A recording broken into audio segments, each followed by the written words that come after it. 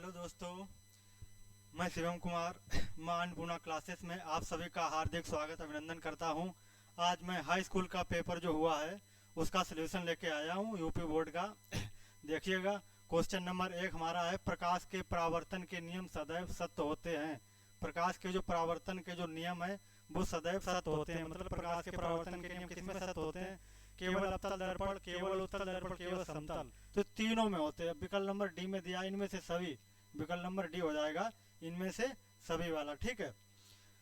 Question number दूसरा देखिएगा, किसी वस्तु का आवर्धित काल्पनिक प्रतिबिंब बन सकता है। आवर्धित और काल्पनिक, देखो आवर्धित का मतलब होता है बड़ा, और काल्पनिक का मतलब है जो जिसकी किरणें मतलब मिलती नहीं है, जिसका प्रतिबिंब वास्तव में बना हुआ नहीं दिखाई पड़ता है, काल्पनिक होता है।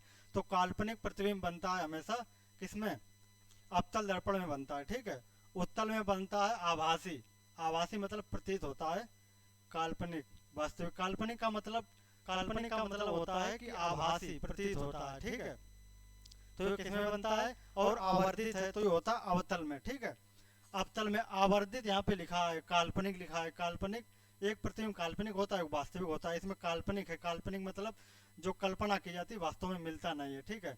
तो ये जो काल्पनिक प्रतिबिंब है ये अवतल दर्पण द्वारा बनता है। यहाँ पे देखो आवर्धन लिखा है। आवर्धन का मतलब होता है बड़ा प्रतिबिंब। बनता उत्तल में भी है लेकिन उत्तल में छोटा बनता है बहुत ही, और आवर्धन में बड़ा बनता है। ठीक है। तो विकल्प नंबर सी हो गया दूसरे का। चलते हैं नेक्स्ट क्वेश्चन पे। क्वेश्चन नंबर 3, देखो क्वेश्चन नंबर 3 हमारा कह रहा है, अत्यधिक उच्च प्रतिरोध वाला पदार्थ कहलाता है। मतलब अत्यधिक उच्च प्रतिरोध, जिसका प्रतिरोध बहुत अधिक हो। ठीक है। जिसका प्रतिरोध बहुत अधिक हो मतलब बिल्कुल उसमें ऐसा प्रतिरोध का मतलब है जिससे धारा प्रवाहित ना हो सके, जिसमें करंट ना फ्लो हो। ठीक है। उसे कहते हैं अत्यधिक प्रतिरोध, बहुत ज्यादा प्रतिरोध है। तो बहुत ज्यादा प्रतिरोध किसमें होगा? ना हो सके। चालक, अतिचालक, इसके बाद में देखो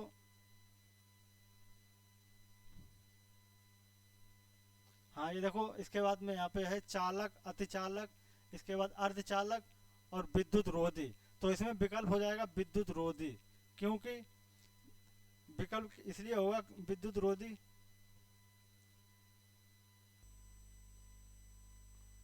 विकल्प हो जाएगा विद्युत रोधी। ठीक है। विद्युत रोधी इसलिए होगा क्योंकि इसमें भी चालक होते हैं, इसमें भी चालक में धारा प्रवाहित होगी, और अतिचालक इसमें भी धारा प्रवाहित होगी, अर्धचालक इसमें भी होती है। लेकिन विद्युत रोधी में धारा प्रवाहित नहीं होती, इसका मतलब प्रतिरोध बहुत अधिक होता है। ठीक है। अब देखते हैं क्वेश्चन नंबर 4। क्वेश्चन नंबर 4 है हमारा, विद्युत शक्ति की इकाई होती है। देखो विद्युत शक्ति की इकाई क्या होती है? वाट होती है। कितना सिंपल क्वेश्चन।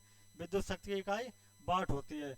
चलते हैं नेक्स्ट क्वेश्चन, अगला क्वेश्चन नंबर 5। क्वेश्चन नंबर 5 है, किसी विद्युत केतली में प्रवाहित धारा 3 गुनी कर देने पर केतली में उत्पन्न ऊष्मा की मात्रा हो जाएगी। देखो केतली में धारा, ऊष्मा की मात्रा पूछा है। ऊष्मा का होता है मतलब हीट, हीट का मतलब एच, सूत्र होता है एच अनुक्रमानुपाती आई स्क्वायर। ठीक है। आई होता है टी के अनुक्रमानुपाती होता है, और आई को, टी का मतलब समय होता है, आई का मतलब इसमें धारा, विद्युत धारा। तो इसमें क्या होती है, एक विद्युत कितनी प्रवाहित धारा, तो इसमें क्या धारा है 3 गुनी कर दी जाती है। पहले मान लो कि 1 थी तो 1 का वर्ग कर दिया, 1 ही रही। अब हमने 3 कर दी तो 3 का वर्ग हो जाएगा, कितनी हो जाएगी? 9। 3 का वर्ग 9 हो जाएगी, तो कितनी गुनी हो जाएगी? 9 गुनी हो जाएगी। विकल्प नंबर सी है। ठीक है। इसके बाद क्वेश्चन नंबर 6। क्वेश्चन नंबर 6 देखते हैं। क्वेश्चन नंबर 6 कह रहा है कि एक व्यक्ति दूरदृष्टि वस्तुओं को स्पष्ट रूप से देखने में असमर्थ है।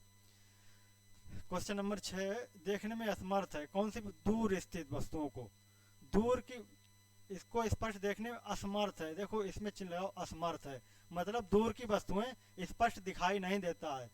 तो दूर की वस्तुएं किसमें स्पष्ट नहीं दिखाई पड़ती हैं? निकट दृष्टि दोष में। निकट दृष्टि दोष में दूर की वस्तुएं स्पष्ट दिखाई नहीं देती हैं, लेकिन निकट की वस्तुएं स्पष्ट दिखाई देती हैं। तो इसमें कौन सा दोष हो जाएगा? निकट दृष्टि दोष, विकल्प नंबर बी। अब देखते हैं क्वेश्चन नंबर 7। क्वेश्चन नंबर 7 है हमारा, एक अवतल दर्पण।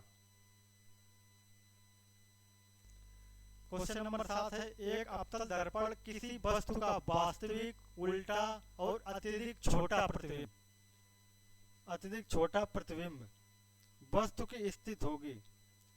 क्या है, इसको थोड़ा छोटा करें।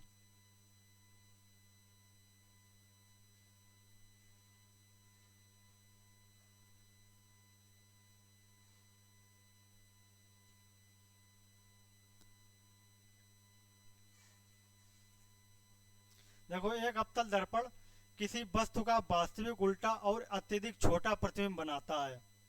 वस्तु की स्थित होगी, मतलब वस्तु कहाँ पे स्थित हो, वस्तु कहाँ पर स्थित हो कि उसमें अवतल दर्पण है, अवतल दर्पण में वस्तु को कहाँ पे रखा जाए कि उसका जो प्रतिबिंब बने बहुत छोटा बने, अत्यधिक छोटा बनता है और उल्टा बनता है, वास्तविक बनता है। ठीक है, तो अवतल दर्पण में प्रतिबिंब हमेशा लगभग वास्तविक बनता है और उल्टा बनता है। केवल एक स्थिति ऐसी होती है जिसमें वास्तविक नहीं बनता है। ठीक है, तो कैसा होता है, छोटा, अत्यधिक छोटा।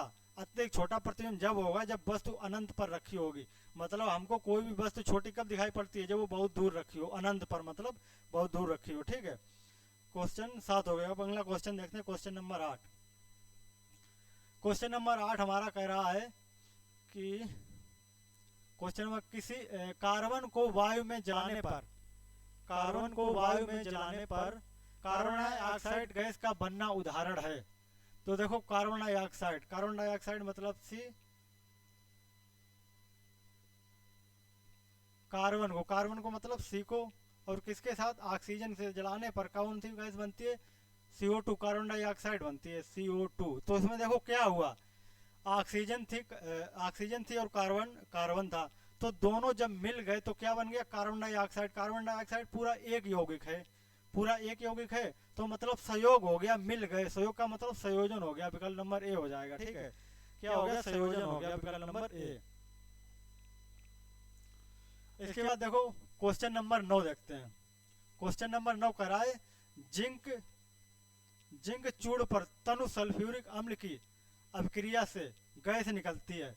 देखो, जिंक चूड़ होता है Zn, जिंक चूड़ पर तनु सल्फ्यूरिक अम्ल की अभिक्रिया से कौन सी गैस निकलती है। यहाँ पे जिंक चूड़ नहीं है, यहाँ पे होगा विरंजक चूड़। यहाँ पे सॉरी, यहाँ पे थोड़ा आया नहीं है, यहाँ पे विरंजक, यहाँ पे लिख दो विरंजक चूड़। ठीक है, विरंजक चूड़ पर तनु सल्फ्यूरिक अम्ल की क्रिया से कौन सी गैस, Cl2 गैस निकलती है, विकल्प नंबर सी हमारा है Cl2 गैस।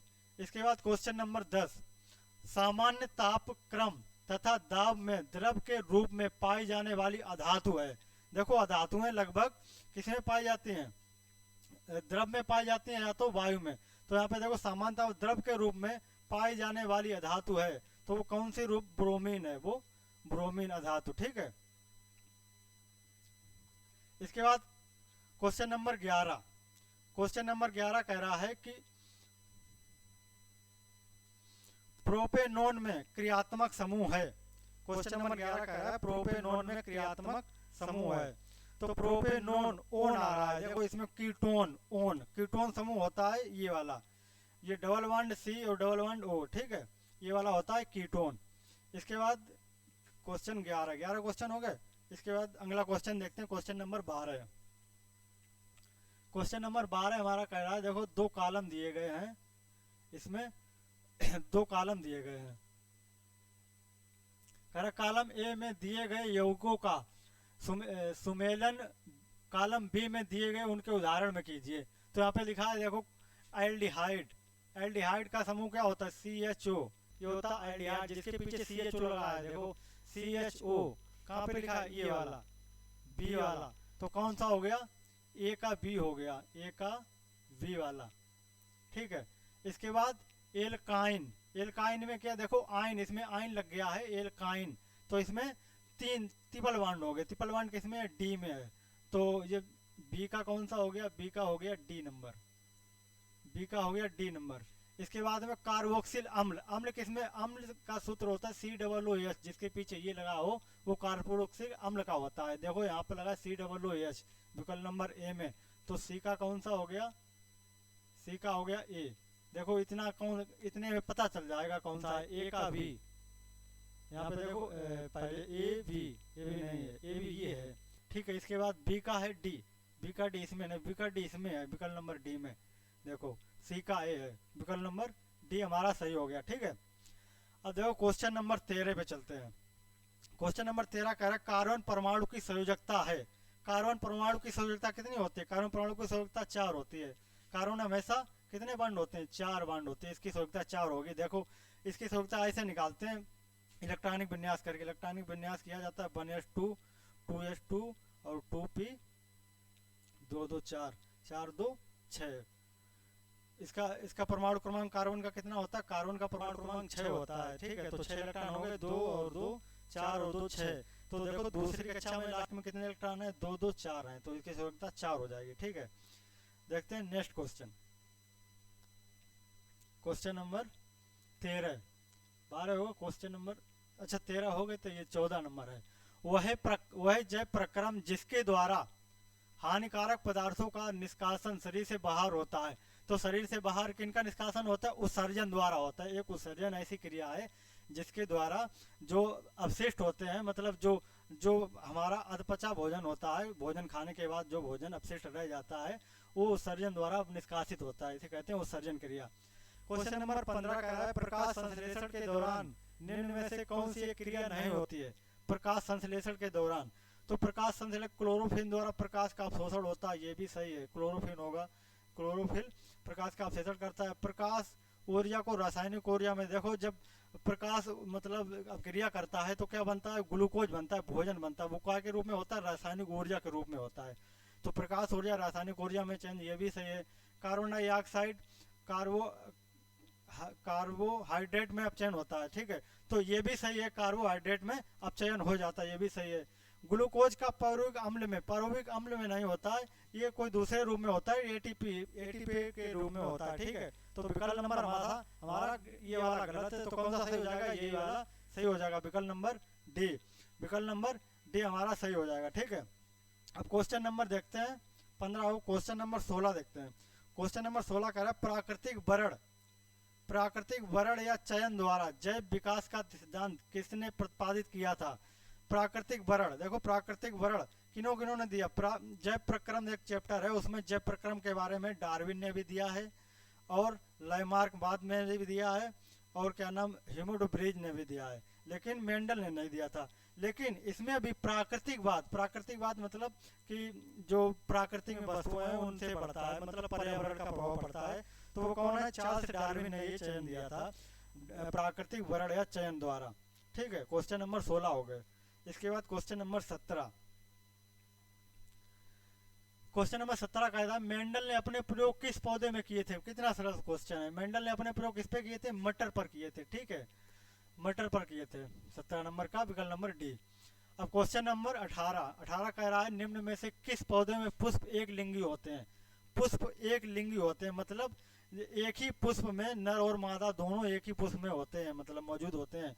तो कौन सा है, वो पपीता है, पपीता में एक ही में होते हैं। सरसों, गुड़हल और मटर, इनमें ये दो लिंगी होते हैं, ठीक है, इनमें दो लिंग होते हैं, और इसमें एक ही लिंग होता है, पपीता में केवल एक लिंगी होता है, ठीक। क्वेश्चन नंबर 19, मादा जनन तंत्र के किस भाग में कांपर टी स्थापित किया जाता है। कांपर टी स्थापित किया जाता है, देखो कांपर टी एक क्रिया है गर्भ निरोधक की, जिसका प्रयोग किया जाता है गर्भाशय में, ठीक है, जिसका प्रयोग गर्भाशय में किया जाता है, विकल्प नंबर सी सही है। अब देखो नेक्स्ट क्वेश्चन है 20 नंबर, क्विंडन के बारे में निम्न में से कौन सा कथन सत्य नहीं है, मतलब कौन सा सत्य नहीं है, यहाँ पे लिखा सत्य नहीं है, कौन सा क्विंडन के बारे में। तो यह ऑक्सीजन की अनुपस्थित में होता है, यह भी सही है, ऑक्सीजन की अनुपस्थित में होता है, ठीक है। यह प्रक्रम अनुपस्थित, मतलब इसमें ऑक्सीजन अनुपस्थित होती है क्विंडन क्रिया में। यह प्रक्रम सामान्यतः ईस्ट में होता है, ठीक, ये भी सही है, ईस्ट में होता है। इस क्रिया में पायरुविक अम्ल CO2 व इथेनॉल में परिवर्तित होता है, ये भी सही है। यहाँ पे यह क्रिया माइटोक्रिया में संपन्न होती है, ये वाला गलत विकल्प है, तो यही वाला हमारा सही होगा, विकल्प नंबर डी। यह क्रिया माइटोकांड्रिया में संपन्न, माइटोकांड्रिया में नहीं होती। माइटोकांड्रिया कहाँ पे होती है, कोशिका के अंदर होती है, तो ये क्रिया माइटोकांड्रिया में नहीं होती है, ठीक है। तो हमारे 20 क्वेश्चन हो गए, बहुविकल्पी क्वेश्चन थे, 20 क्वेश्चन हो गए। तो आशा करता हूँ आप लोगों का पेपर अच्छा गया होगा, ठीक है। देखते हैं नेक्स्ट क्वेश्चन। क्वेश्चन है हमारा अवतल दर्पण के किन्हीं दो उपयोग लिखिए। देखो कितना सिंपल क्वेश्चन है, अवतल दर्पण के दो प्रयोग। किताब में लिखा है दाढ़ी बनाने के रूप में अवतल दर्पण प्रयोग करते हैं, बड़ा दिखाई पड़ता है जिससे, मतलब फोकस एक जगह पे एकत्रित होता है, तो उसमें अवतल दर्पण होता है। वाहनों में, सर्च लाइटों में भी अवतल दर्पण का प्रयोग किया जाता है। इसके बाद इसमें पूछ रहा है अवतल दर्पण से प्रतिबिंब बनाने की किरण आरेख खींचना अनंत व वक्रता केंद्र पर स्थित हो। देखो यहाँ पे छोटा सा हम बनाए दे रहे हैं कि ये अवतल दर्पण है, यहाँ पे अनंत, अनंत मतलब बहुत दूर पे है, और ये है हमारा मुख्य अक्ष, यहाँ पे फोकस है, और यहाँ पे वक्रता केंद्र है। ठीक है, वस्तु अनंत तथा वक्रता केंद्र यहाँ पे स्थित है। अनंत तथा कहाँ पे, अनंत व वक्रता केंद्र के बीच में स्थित है। तो देखो किरण दो प्रकार से डाली जाती है, जो किरण समांतर होती है, समांतर जाती है, वो फोकस से होके वापस लौटती है, और जो किरण वक्रता केंद्र से जाती है वो वक्रता केंद्र से ही वापस लौटती है। तो ये देखो किरणें कहाँ पर मिल रही हैं, ये किरणें बीच में मिल रही हैं, कहाँ पे, वक्रता केंद्र और व फोकस के बीच में। तो प्रतिबिंब हमारा कहाँ पे बन जाएगा, वक्रता केंद्र और फोकस के बीच में हमारा प्रतिबिंब बन जाएगा। ठीक है, ये हो गया पहला वाला। इसके बाद कह रहा है कि फोकस व दर्पण के ध्रुव, ध्रुव कौन सा होता है हमारा, ये होता है ये वाला। तो ये दोबारा बनाते हैं दूसरा वाला।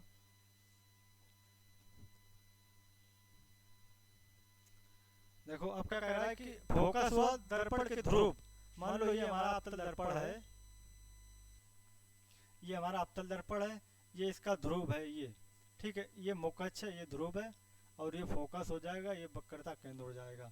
ठीक है, अब ये कह रहा है फोकस व दर्पण के ध्रुव, ध्रुव ये ध्रुव को पी से प्रतीत कर, दर्पण के ध्रुव यहाँ पे स्थित है कोई वस्तु, तो इसका प्रतिबिंब कहाँ पे बनेगा। तो देखो पहले तो जो किरण समांतर जाती है वो फोकस से होके वापस लौट जाती है। ठीक है, और दूसरी किरण जो वक्रता केंद्र, तो इधर वक्रता केंद्र से जाती है, वो वक्रता केंद्र से ही वापस आ जाती है।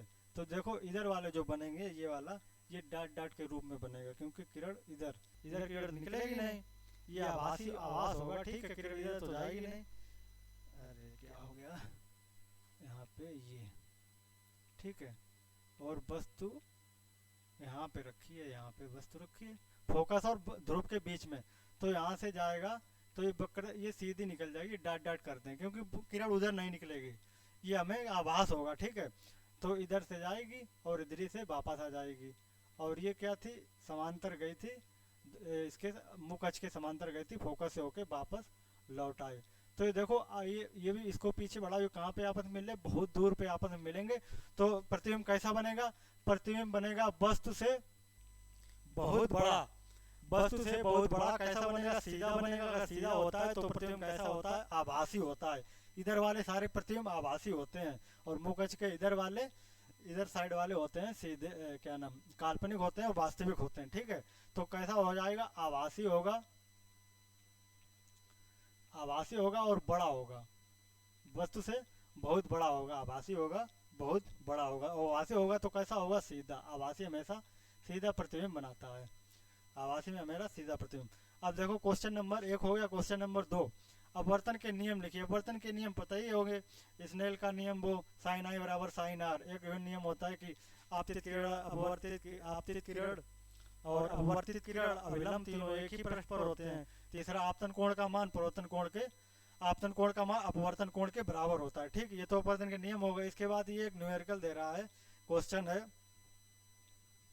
क्वेश्चन है कि 3 सेंटीमीटर की वस्तु उत्तल लेंस के मुख्य अक्ष के लंबवत रखी गई है।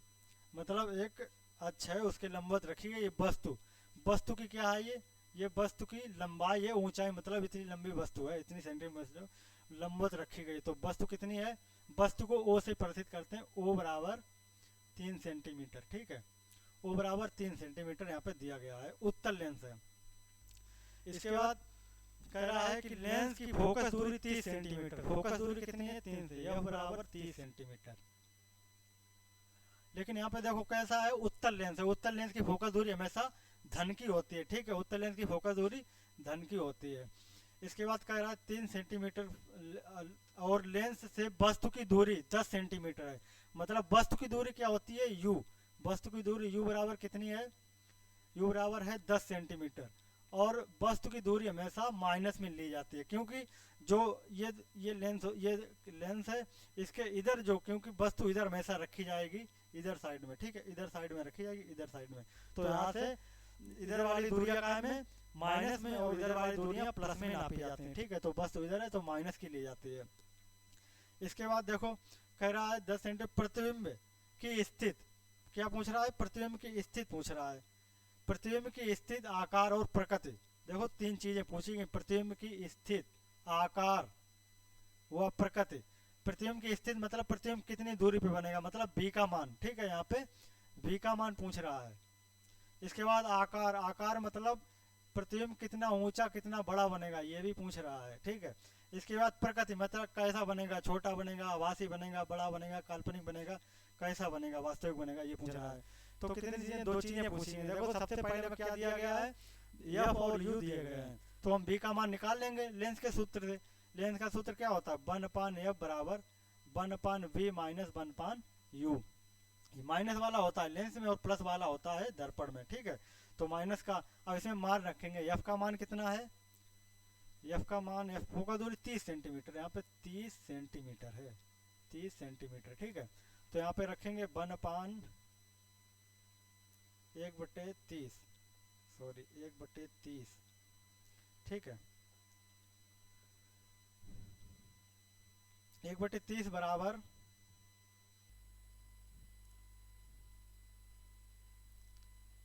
1/b, बी का मान हमें निकालना है। और माइनस यू का मान कितना, यू का मान है यहाँ पे माइनस का 10, तो ये माइनस और ये माइनस, माइनस माइनस प्लस के 10 हो जाएंगे, ठीक है।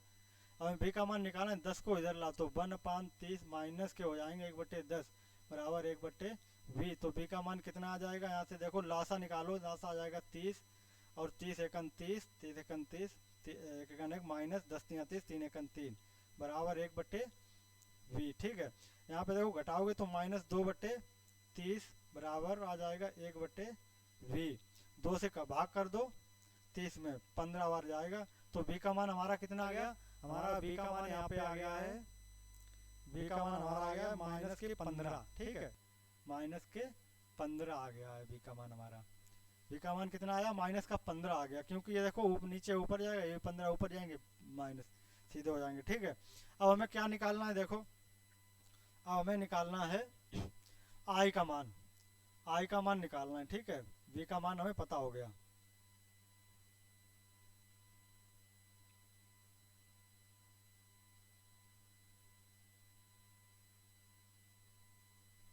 यहाँ पे देखो आई का मान कैसे सूत्र होता है, यम बराबर, देखो यम बराबर सूत्र होता है, v का मान माइनस का 15, यहाँ पे सूत्र होता है यम बराबर I/O बराबर v/u, ये सूत्र होता है। तो इसमें आवर्धन तो दिया नहीं गया है, आई दिया गया और ओ दिया गया है, तो यहाँ पे केवल इतना रखेंगे, आई का मान कितना है, आई का मान हमें निकालना है, ठीक है। ओ का मान कितना दिया गया, ओ का मान दिया गया है 3 बराबर v, यू का मान कितना दिया गया है, यू का मान माइनस का 10 दिया गया है, और बटे v का मान कितना दिया गया है, v का मान हमारा दिया गया माइनस के 15। तो यहाँ पे देखो इससे काट दो, 3 से डायरेक्ट कट जाएंगे, 3 × 5 = 15, तो आई का मान हमारा कितना आ गया, v/u, v/u, ये उल्टा रख दिया क्या, उल्टा रख दिया, सॉरी को ये उल्टा मान रख दिया हमने। यहाँ पे देखो आई का मान कितना, आई का मान निकालना है, और ओ का मान कितना दिया गया है, ओ का मान दिया गया 3, ठीक है, बराबर v का मान कितना दिया गया, v का मान दिया गया है माइनस के 15, ये v है v, ये और ये है u, -15 बटे माइनस के 10, ठीक है। तो ये 3 इधर है उधर जाएगा, गुणा में हो जाएगा, तो आई का मान निकल आएगा आई बराबर 15, इसको चाहे काट दो पहले, देखो 5 × 3 = 15, 5 दूनी 10, और माइनस माइनस प्लस हो जाएगा, तो आई बराबर ये 3 इधर भाग में हो जाएगा गुणा में, 3 × 3/2, तो आई बराबर 9/2 आ गया, आई का मान 9/2 मतलब 4.5 आ गया, ठीक है, 4.5, चाहे ऐसे छोड़ दो, ये हो गया। अब देखो ये कैसी, आई का मान कितना आया, ये प्लस में आया, ठीक है, माइनस में नहीं है, तो प्रकृति कैसी होगी इसकी, देखो आकार, प्रकृति, प्रकृति का मतलब है कि बस बी का मान देखो माइनस में आया था, प्रतिबिंब, प्रतिबिंब की दूरी, तो प्रतिबिंब किधर बनेगा, प्रतिबिंब बनेगा उधर नीचे बनेगा, ठीक है, और माइनस का बनेगा क्योंकि नीचे प्रतिबिंब है, देखो दर्पण ऐसे बनेगा, यहाँ पे रखा होगा ऐसे कोई वस्तु रखी है और यहाँ पे गया इधर ऐसे, ये प्रतिबिंब इधर बन रहा है, तो इधर प्रतिबिंब माइनस के बनते हैं, ठीक है, नीचे प्रतिबिंब माइनस के बनते हैं, तो इसलिए ये क्या होगा, वास्तविक है, वास्तविक है, और कैसा है, वस्तु, वास्तविक है, वस्तु से कैसा है प्रतिबिंब, बड़ा है, वस्तु देखो वस्तु कितनी बड़ी थी 3 और ये कितना है 4, तो वस्तु से बड़ा है ना, ये 3 सेंटीमीटर है, वस्तु की लंबाई, प्रतिबिंब की लंबाई 9/2 मतलब 4.5 है। मतलब किसका कितना होगा 4.5, तो वस्तु से बड़ा है, वास्तविक है। ठीक है, अब देखते हैं नेक्स्ट क्वेश्चन। क्वेश्चन नंबर हमारा है, ये क्वेश्चन नंबर 2 हो गया। क्वेश्चन नंबर 3, ओम का नियम लिखिए। ठीक है, ओम का नियम पूछा गया है और इसी में पूछा गया है ओम का नियम लिख लोगे कि कितनी भौतिक राशियों की, किसी भौतिक तार की भौतिक राशियां, किसी चालक तार की भौतिक राशियां तापमान, दाब आदि स्थिर रखी जाए तो इसमें प्रवाहित होने वाली धारा उसके विभवांतर के अनुपाती होती है। ठीक है, ये नियम हो जाएगा। तो सूत्र क्या हो जाता है, इसका सूत्र हो जाता है V बराबर IR। ये इसका सूत्र हो जाता है ओम के नियम का। तो ओम के नियम लिख लिया होगा, हमें पता है, शायद आप लोगों ने इसका आंसर अच्छे से लिखा होगा, पता होगा सभी को। ठीक है, इसके बाद देखते हैं क्वेश्चन। इसमें न्यूमेरिकल एक दिया गया है। न्यूमेरिकल क्या दिया गया है कि 40 वाट का, इसमें लिखा है कि 40 वाट का एक बल्ब। तो ये वाट किसका मतलब शक्ति का, शक्ति क्या होती है पी, पी मतलब पावर, पावर का मतलब शक्ति। तो शक्ति कितनी है 400 वाट है, 400 वाट। इसके बाद इसमें लिखा है कि एक बल्ब इतने वोल्ट, 200 वोल्ट, कितना है 200 वोल्ट, ये लिखा है 200 वोल्ट। तो ये कहेगा विभवांतर या विभव का मात्रक होता है वोल्ट, कितना है 200 वोल्ट। ये वोल्ट है और ये क्या था, ये था वाट। ठीक है, ये वोल्ट है। इसमें पूछ रहा है कि विद्युत स्रोत से जुड़ा है, एक विद्युत स्रोत से जुड़ा है बल्ब केवल 5 मिनट उपयोग में लाया जाता है। बल्ब 5 मिनट तक जगाया जाता है। बल्ब में प्रवाहित धारा, मतलब धारा पूछ रहा है, और उत्पन्न ऊष्मा, ऊष्मा का मान। धारा मतलब I का मान, ऊष्मा मतलब H का मान। दो का मान पूछा गया है इसमें, H का मान पूछा गया है और I का मान पूछा गया है। देखो सूत्र होता है P बराबर VI, विभवांतर गुणे धारा। शक्ति का, ये शक्ति का सूत्र वैसे होता है P बराबर W/T, ये होता है P बराबर W/T। तो इसको पढ़ने में टाइम लग जाएगा, लेकिन हम डायरेक्ट बता रहे हैं अभी। एक सूत्र ये भी होता है P बराबर VI, वो 2-3 तरीके से निकलता है। प्रतिरोध वाला सूत्र, ये प्रतिरोध वाला सूत्र ओम के नियम वाला, और इसको जब कन्वर्ट करते हैं तो ये वाला सूत्र बनता है P बराबर VI। यहाँ पे देखो P का मान कितना है 400, V का मान 200 और I का मान हमें निकालना है। ठीक है, बीच में कोई चिन्ह नहीं, गुणे का चिन्ह लगा लो। अब ये 200 इधर गुणा में भाग में, तो 400 में भाग कर दो 200 का, कितनी बार जाएगा 0 0 दोनों कट जाएंगे, 2 दूनी 4। तो I का मान हमारा कितना आ गया 2 आ गया। I का मान कितना आ गया 2 आ गया। धारा कितनी है 2 है। ठीक है, धारा हमारी 2 आ गई। अब देखो हमें क्या निकालना है, H का मान निकालना है। तो धारा का मान हमें पता चल गया कितना है 2 है, धारा का मान हमें 2 पता चल गया। अब हमें निकालना है H का मान। H का मतलब ऊष्मा, ऊष्मा मतलब हीट। ठीक है, हीट का मतलब H, ऊष्मा निकालने। इसका सूत्र देखो, इसका सूत्र होता है H बराबर, इसका सूत्र होता है H बराबर VIT, H बराबर VIT अपान 4.2। देखो हीट हो या कार्य हो एक ही बात होती है, लेकिन इसमें मात्रक में थोड़ा अंतर होता है, इसलिए 4.2 आ जाता है। तो इसमें कार्य का भी सूत्र यही होता है VIT। तो इस सूत्र में मान रख दो केवल। तो H बराबर V का मान कितना है 200, I का मान 2, और समय कितना दिया गया है, इसमें समय भी दिया गया 5 मिनट। यहाँ पे लिख दो T बराबर भी दिया गया है, T बराबर दिया गया 5 मिनट, 5 मिनट। तो यहाँ पे मिनट नहीं रखना है, मिनट नहीं, काय में रखना है, सेकंड में रखना है। ठीक है, तो कितने सेकंड हो जाएंगे 5 मिनट में, 5 गुणा 60 का, 60 का गुणा कर दो 5 और इसमें गुणे 60। ठीक है, तो देखो सभी का गुणा करना है। तो हमें क्या निकलेगा, क्या निकल के आएगा, H का मान निकल के आएगा। ये हमने क्या लिख दिया, I लिख दिया। तो हमें H का मान पता हो जाएगा यहाँ पे, H का मान। तो H बराबर गुणा कर लो 2, देखो 2 दूना 4, 4 पंचे 20 और 20 छंगा 120। केवल हमने क्या किया, अंकों का गुणा किया है। ठीक है, 2 दूनी 4, 4 पंचे 20 और 20 छंगा 120। कितने जीरो है, 2 ये और 1 ये, तो 2 ये जीरो और 1 ये जीरो। इतनी जूल ऊर्जा निकलेगी। ठीक है, ऊष्मा निकलेगी, ऊष्मा पूछी गई। ठीक है, सॉरी ऊष्मा काहे में, कैलोरी में, इतनी कैलोरी, कैलोरी ऊष्मा निकलेगी। ठीक है, ये क्वेश्चन हो गया। आप देखते हैं अगला क्वेश्चन। क्वेश्चन नंबर 5 हमारा कह रहा है, देखो निम्न के समीकरण संतुलित कीजिए। समीकरण को क्या करना है, समीकरण को इसमें संतुलित करना है। हमें समीकरण को संतुलित करना है। देखो यहाँ पे क्वेश्चन नंबर ए में क्या, देखो ये दिया गया है। ठीक है, ये दिया गया है, इसको हमें क्या करना है, संतुलित करना है।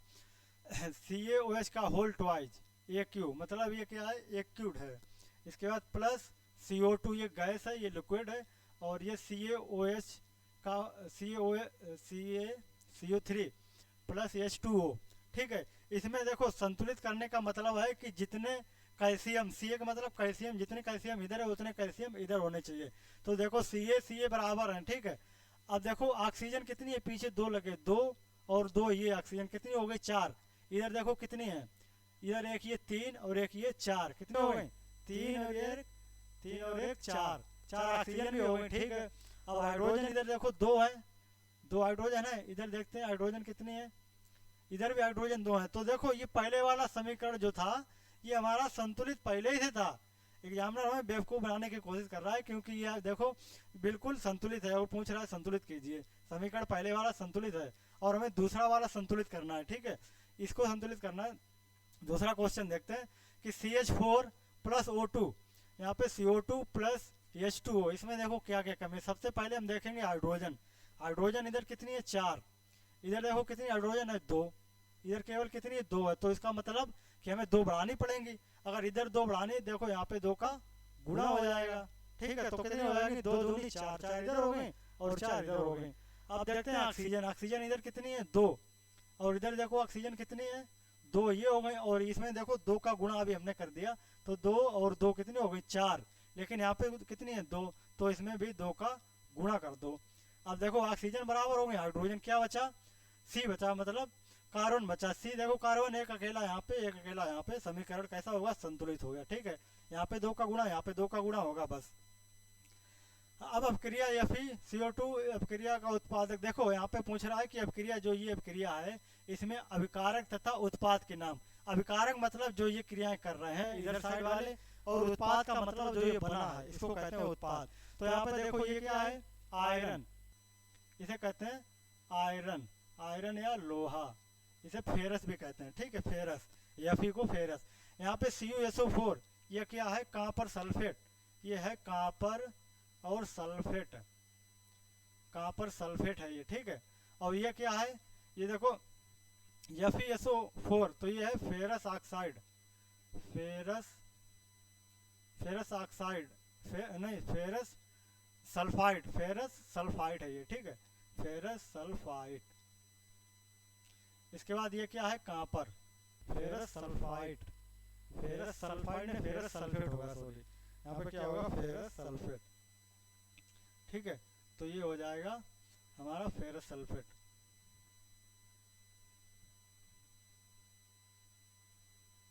सल्फेट, ठीक है। इसके बाद ये देखो क्या, ये हमारा कॉपर है, लास्ट में बचा कॉपर। तो सबके नाम हो गए, अभिकारक का नाम हो गया इधर वाले, और इधर वाले उत्पाद का भी नाम हो गया। अब देखते हैं क्वेश्चन नंबर 6। क्वेश्चन नंबर 6 क्या कह रहा है, क्वेश्चन नंबर 6 कह रहा है कि निम्नलिखित यौगों के आयुपेशी नाम। देखो आयुपेशी नाम पूछेगा, यहाँ पे देखो ट्रिपल बॉन्ड लगा, सी कितने हैं, 1 2 3, 3 सी है, तो क्या हो जाएगा, प्रोपेनाइन, ठीक है। आयन लग जाता है, ठीक है, प्रोपेन और इसमें आयन लग जा, प्रोपेनाइन, प्रोपाइन, प्रोपेनाइन, प्रोपाइन। देखो इसको ऐसे भी लिखेंगे, प्रोपाइन, इसको ऐसे भी लिख सकते हैं, ठीक है, प्रोपाइन। इंग्लिश में कुछ और आता है, हिंदी में कुछ और आता है, तो इसको प्रोपेनाइन या प्रोपाइन, ठीक है, ये लिखेंगे, क्योंकि यहाँ पे ट्रिपल बॉन्ड है, इसमें आयन जुड़ जाएगा ट्रिपल बॉन्ड में। और यहाँ पे देखो क्या है, CHO, तो ये कौन सा ग्रुप हो गया, एल्डिहाइड ग्रुप हो गया। तो इसमें कार्बन कितने हैं, 1 2 3, तो क्या हो गया, प्रोपेल्डिहाइड, क्या हो जाएगा, प्रोपेल्डिहाइड, ठीक है। तो ये हो जाएगा प्रोपेल्डिहाइड। देखो इतने क्वेश्चन थे, जो 60 क्वेश्चन थे वो हमने आप लोगों को बता दिए, और जो वैकल्पिक क्वेश्चन थे वो भी बता दिए, और हमारा सेक्शन खत्म होता है यहाँ पे। अब चलते हैं अगले पेपर के साथ, आएंगे आप लोगों के साथ जुड़ेंगे, और हम आशा करते हैं आप लोगों के समझ में आए होंगे और क्वेश्चन भी सही किए होंगे आप लोगों ने। थैंक यू, धन्यवाद।